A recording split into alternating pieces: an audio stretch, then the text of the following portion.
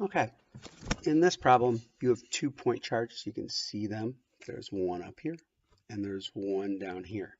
Okay, and both of them are moving in opposite directions, and they ask you about the magnetic field in the very center.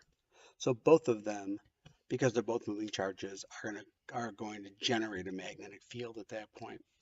And they're both going to use the same equation to do it. They're both going to use the law of Biot-Savart for point charges, which is going to be B equals mu naught QV cross R hat over 4 pi R squared. Okay. All right. And we're going to do it twice, and then we're going to add or subtract them depending on their direction. We're going to have to use right-hand rule to do it each time.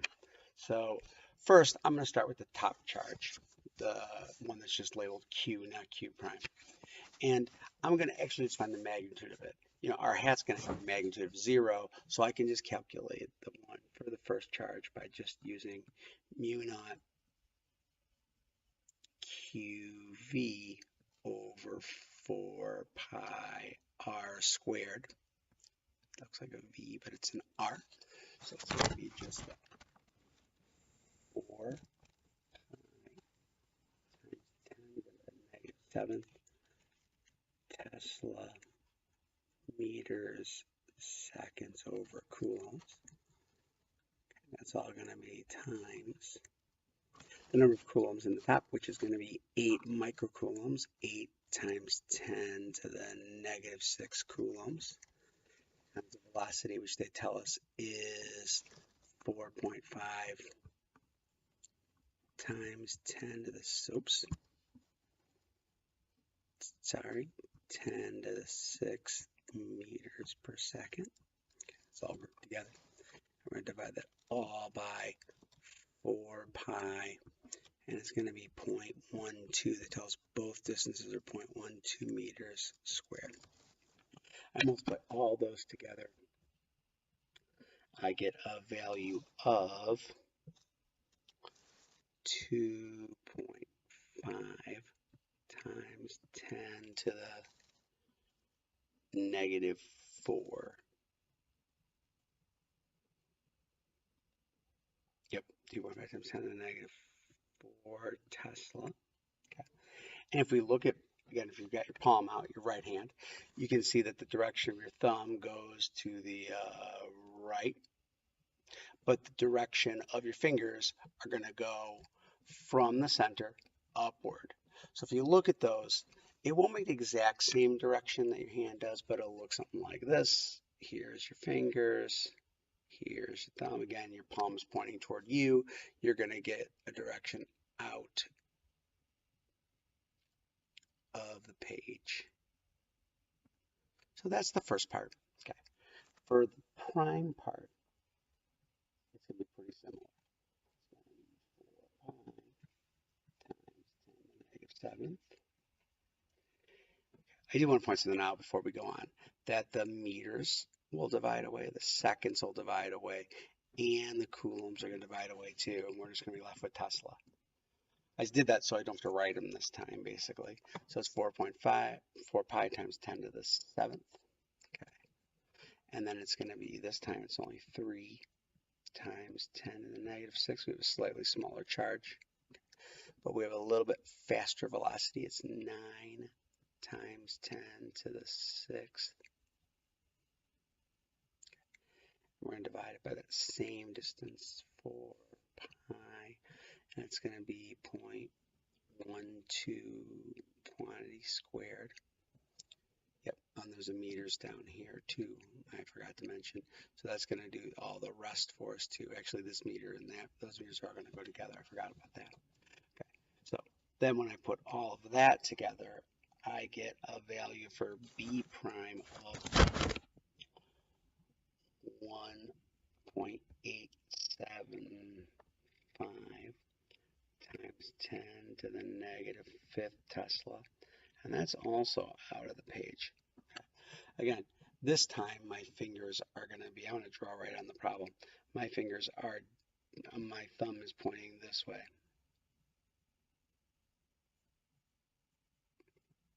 But my fingers are all going to be, but my thumb is pointing this way.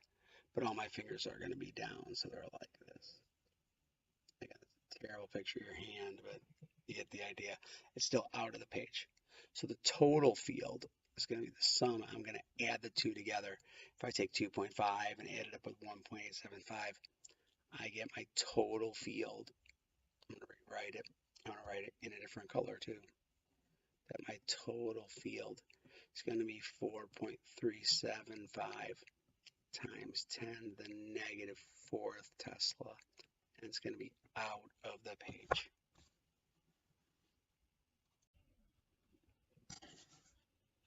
Part B asks something kind of unusual. It says that what's the magnitude and direction of the electromagnetic forces that each charge exerts on the other? And what's the ratio of the electric force to the magnitude of the magnetic force? So let's start with the easy one, the electric force. So they're going to basically push on each other. They're going to push upward against each other. And it's a Coulomb force. So we're just going to use Coulomb's law, K, Q1, Q2 over R squared. So 9 times 10 to the 9th Newton meter squared over Coulomb squared. And we've got 8 times 10 to the negative 6 coulombs. Whoops. Times 3 times 10 to the negative 6 coulombs, all divided by the distance.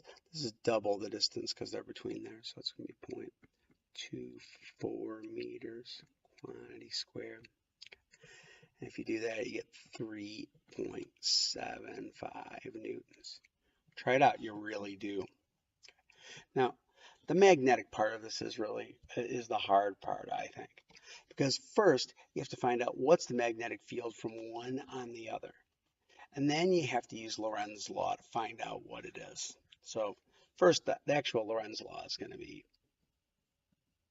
QVB. I'm saying what's the force on this guy? Because the forces are going to be the same. You know, Newton's third law, the force of Q on Q prime is going to equal the force of Q prime on Q. They'll just act in opposite directions. So, and I know that B comes from the other thing, and I'm just going to use the magnitude of it. And I'm just going to say it's going to be mu naught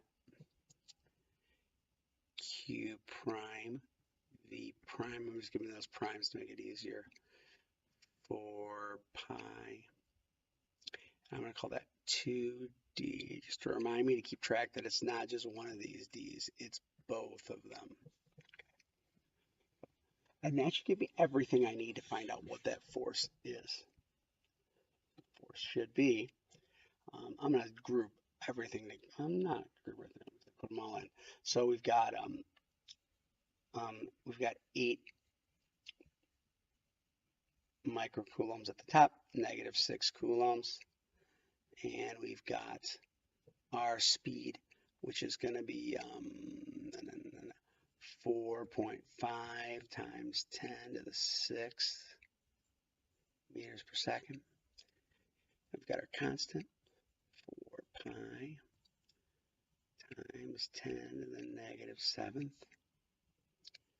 Tesla meters seconds over coulombs times all this good stuff, which is 3 times 10 to the negative 6 coulombs times 9 times 10 to the 6th meters per second. Then we're going to divide all that stuff times 4, oh, that's squared over here, I almost forgot, 4 pi, and that's going to be 0.24 quantity square meters. If I multiply all that stuff together, I get 1.69 times 10 to the negative 3rd newtons. They also ask us to find the ratio between them. So the ratio, by the way, I just want to point out, you can see that magnetic force way less than the electric force.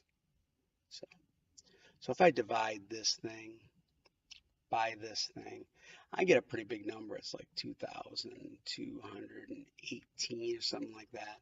So you can see that that electric force is way bigger. Part C, I'm going to just answer verbally.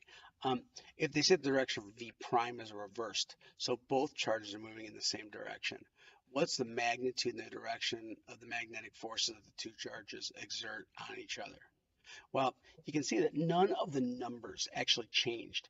The 8 times 10 to the negative 6th, the 4.5 times 10 to the 6th, every number stays the same. So the actual value of that magnetic force, the 1.69 times 10 to the negative 3rd newtons, that's not going to change one bit. But the direction is going to be different. I want to point out what the direction actually is, because in the first part, they tell us what is the field. They tell us that the field in this case is going to be out of the page. We figured that out before. So if I have a field out of the page on the top charge, it's going to push it. I'm going to have a field out of the page. That's going to push to the right. It's going to actually push it, say out of the page. It's going to push it down toward the other.